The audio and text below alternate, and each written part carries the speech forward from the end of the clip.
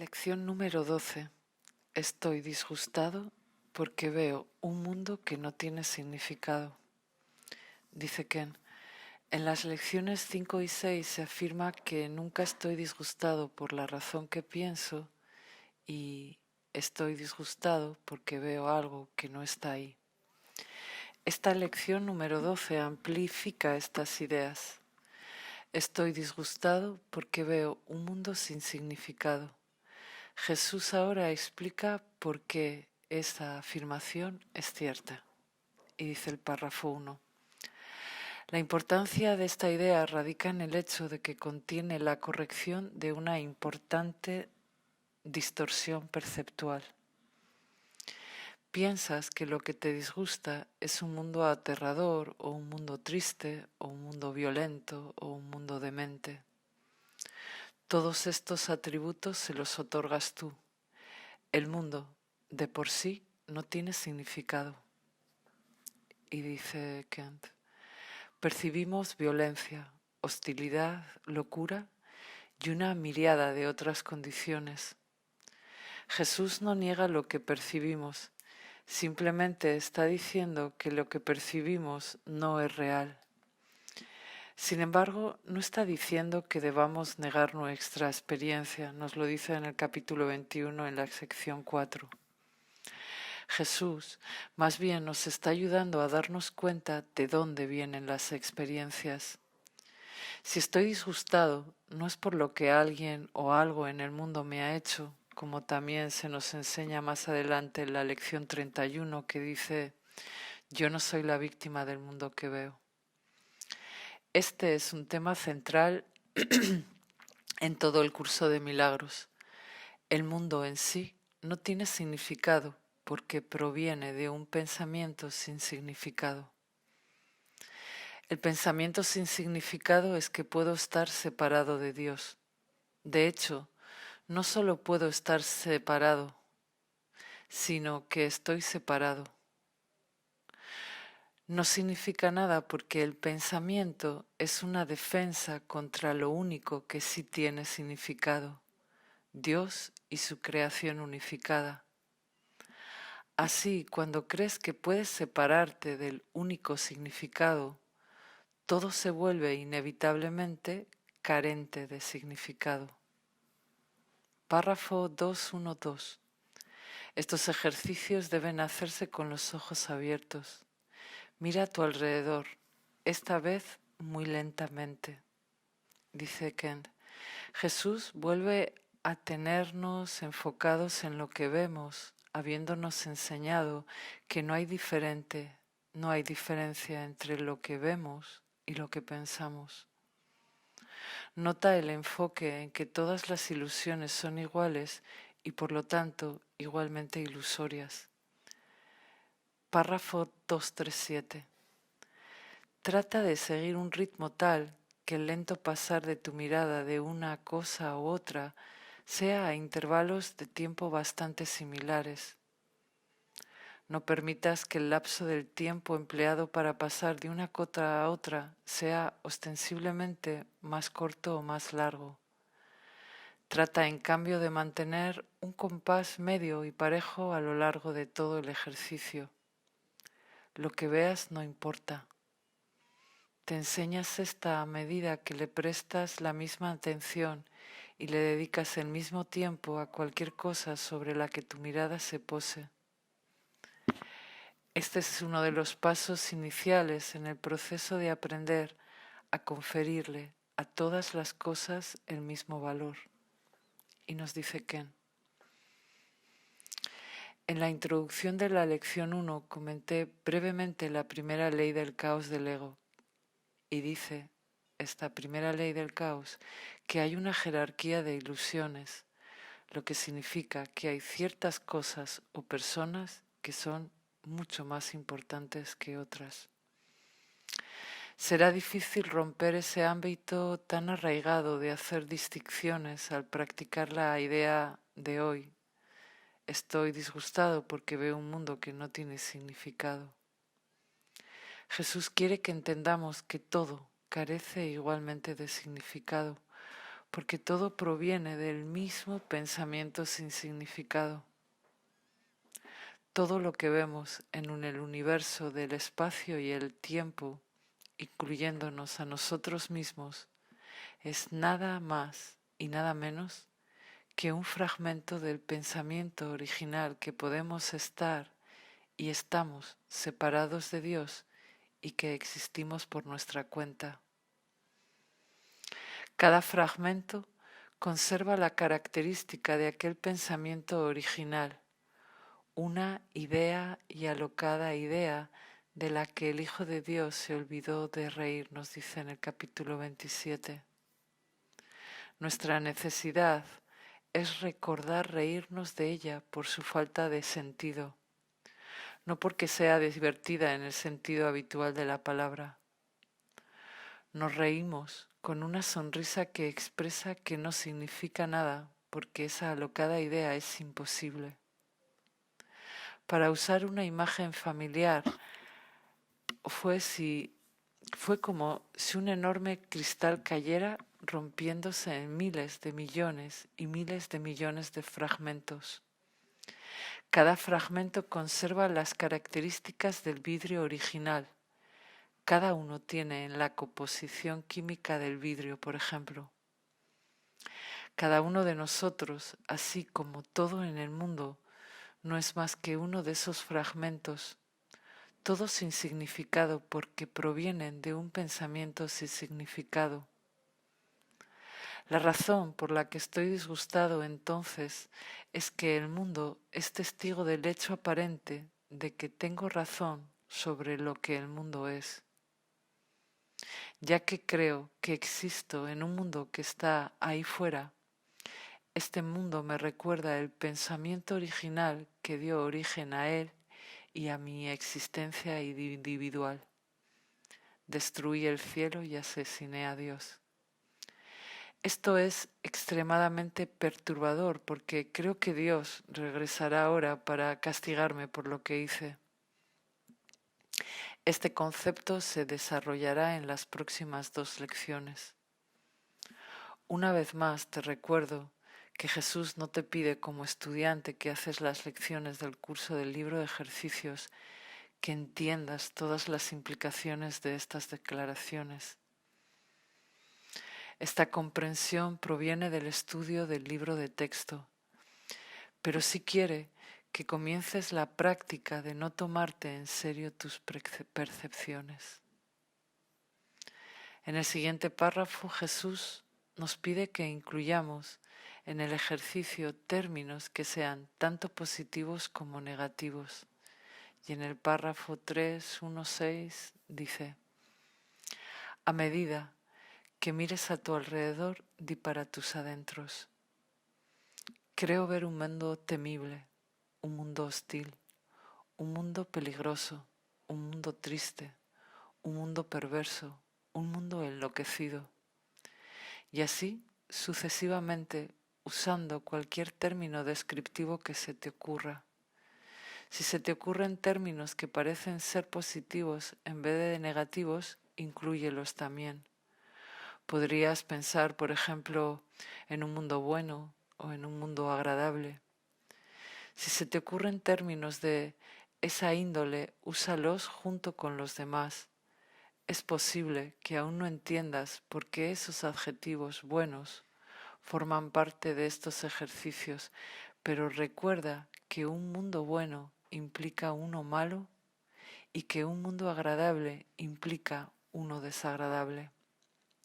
Y nos dice Ken, lo que está implícito aquí sin que se desarrolle específicamente es que los contrastes y los opuestos nos enraizan sólidamente en el mundo del pensamiento dualista. El texto define el cielo como una conciencia de perfecta unidad en la que no hay dualidad. Lo hace en el capítulo 18 en la sección 6. Por lo tanto, no hay bien y mal en Dios, solo en el cielo. Aprender a reconocer esto es una parte importante de nuestro entrenamiento. en el capítulo 3, en el párrafo 3, 7, 8 nos dice: todos los términos que te vengan a la mente son adecuados para los ejercicios de hoy. Su aparente valor no importa. En otras palabras, no importa si los términos son importantes o sagrados. Todo el mundo proviene de un pensamiento ilusorio. Una ilusión es una ilusión, es una ilusión. 4. Al aplicar la idea de hoy, asegúrate de no alterar la duración de los intervalos de tiempo entre lo que piensas que es agradable y lo que piensas que es desagradable. Para los efectos de estos ejercicios no hay diferencia alguna entre una cosa y otra. Al final de la sesión de práctica añade: pero estoy disgustado porque veo un mundo que no tiene significado. ¿Y qué nos dice? Este punto importante acerca de que no hay una distinción real entre lo agradable y lo desagradable se hace eco de la discusión en los obstáculos a la paz, donde Jesús declara 2 veces que el placer y el dolor son lo mismo. Lo dice en el texto, en el capítulo 19, sección 4. Esta distinción solo es válida si existe una jerarquía de ilusiones. Lenta e inevitablemente se nos está enseñando que no existe. Y en el párrafo 5.1 dice: lo que carece de significado no es ni bueno ni malo. Y dice Ken: cuando dices que algo es bueno o malo, obviamente le estás asignando un valor. Al principio del capítulo 24 Jesús dice que para aprender este curso se requiere la voluntad de cuestionar cada valor que se tiene. La misma idea se expone aquí, aunque de forma sencilla. Habiendo asignado un valor a algo, estoy diciendo que tiene significado. Si tiene significado, debo creer que proviene de un pensamiento significativo, porque lo que percibo fuera solo puede venir de un pensamiento que está dentro. ¿Cuál es entonces el pensamiento significativo, entre comillas? Es que las distinciones son válidas, la dualidad es real, y hay un valor en estimar una cosa sobre otra. El núcleo de ese pensamiento es que valoro mi identidad individual por encima de la unidad de Cristo, mi vida y mi mundo en el cielo. Si esto es así, las distinciones se vuelven importantes porque me establecen como un ser dualista en un mundo dualista. Ese, entonces, es el mundo que percibo e insisto tercamente en que es real. Párrafo 5.2. ¿Por qué entonces habría de disgustarme un mundo que no tiene significado? Y dice Ken: si te afecta algo en el mundo, obviamente crees que este no es un lugar sin significado. Lo creerías porque crees que tú eres significativo. Para el ego, lo que es significativo es lo que alimenta nuestro especialismo. Lo que no tiene significado es algo irrelevante para él. Por lo tanto, el ego nos dice que necesitamos enfocarnos en lo que sirve a nuestras necesidades especiales. La siguiente lección explicará por qué un mundo sin significado es perturbador. Párrafo 5.3. Si pudieras aceptar al mundo como algo que carece de significado y dejar que en lugar de lo que tú crees la verdad, se inscribiera en él por ti, ello te llenaría de una felicidad indescriptible. Y dice Ken: si aceptáramos que el mundo no tiene significado, estaríamos diciendo: mi mente está en blanco.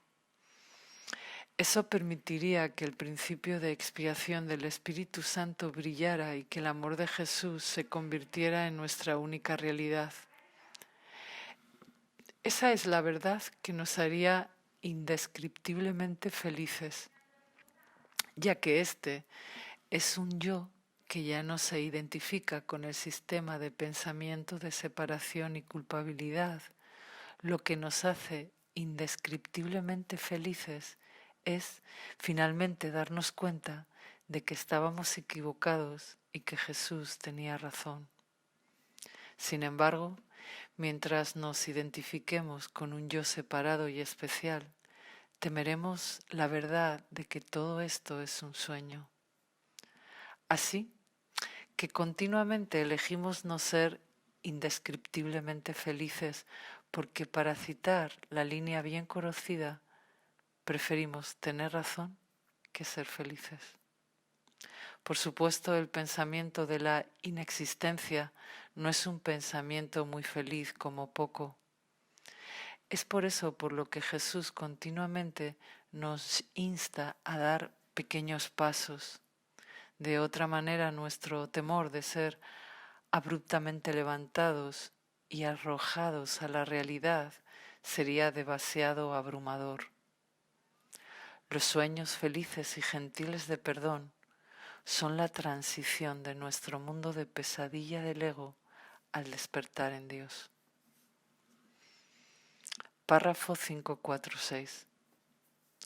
Pero precisamente porque carece de significado, te sientes impulsado a escribir en él lo que tú quisieras que fuese. Eso es lo que ves en él. Eso es lo que en verdad no tiene significado.